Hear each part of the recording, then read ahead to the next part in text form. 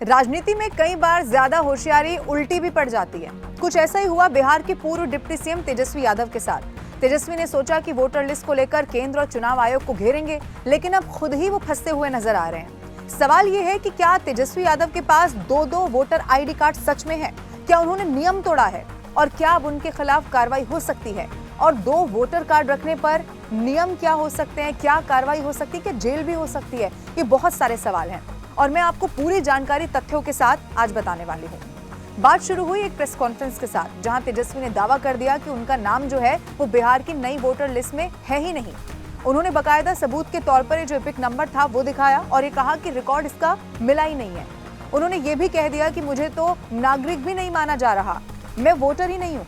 लेकिन अब ये दावा उन्हीं पर भारी पड़ता हुआ नजर आ रहा है। पटना के दीघा थाना में बकायदा एक वकील राजीव रंजन इनका नाम है, उन्होंने शिकायत दर्ज करा दी है और आरोप इस बात का लगाया कि तेजस्वी यादव के पास 2 अलग अलग एपिक नंबर हैं, जो कि नियम के बिल्कुल खिलाफ है।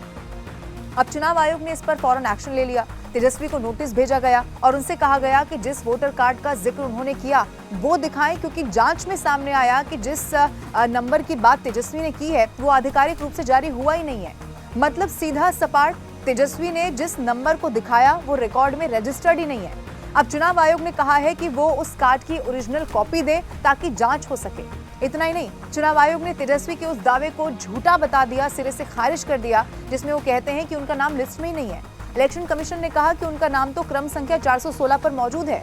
पटना के जिलाधिकारी SN त्यागराजन ने इस मुद्दे पर पूरी स्थिति को स्पष्ट करते हुए तेजस्वी यादव का नाम मतदाता सूची में बिल्कुल स्पष्ट रूप से दर्ज होने की पुष्टि कर दी। डीएम ने इनफैक्ट ये भी कहा कि तेजस्वी का नाम पहले मतदान केंद्र संख्या 171 क्रम संख्या 481 पर था, जिससे अब बदल दिया गया है और अब जो मतदान केंद्र संख्या है वो भी वहां पर बताई गई 204 है और क्रम संख्या 416 इसे कर दी गई है।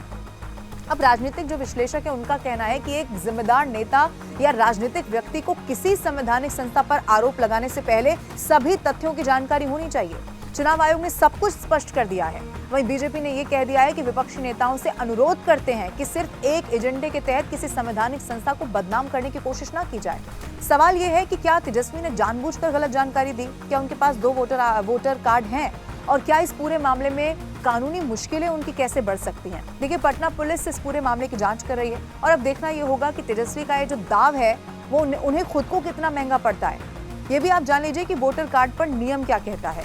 बहुत से लोग सोचते हैं कि अलग अलग पते या राज्यों में वोटर कार्ड होना कोई बड़ी बात नहीं है, लेकिन ऐसा करने के गंभीर नतीजे हो सकते हैं। भारत के चुनाव आयोग के नियमों के मुताबिक एक नागरिक का नाम सिर्फ एक ही विधानसभा क्षेत्र में वोटर लिस्ट में होना चाहिए।